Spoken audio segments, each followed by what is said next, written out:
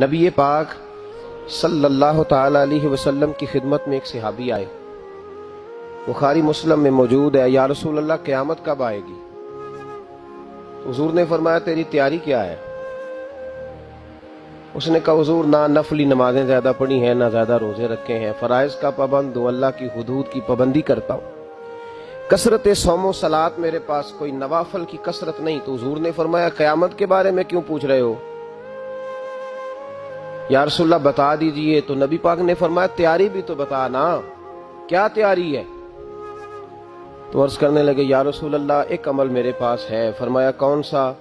کہنے لگے میں خدا سے بھی پیار کرتا ہوں، محمد مصطفیٰ سے بھی محبت کرتا ہوں، مجھے اللہ رسول سے محبت ہے، پیار ہے، عشق ہو گیا ہے۔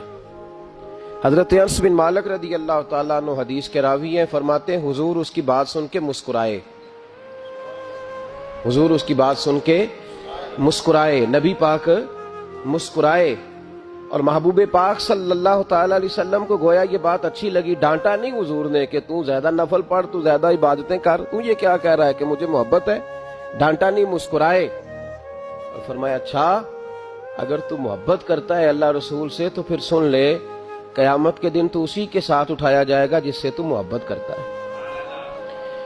عبادت سے جنت ملتی ہے اور محبت سے رسول اللہ صلی اللہ علیہ وسلم کا وصال نصیب ہوتا ہے۔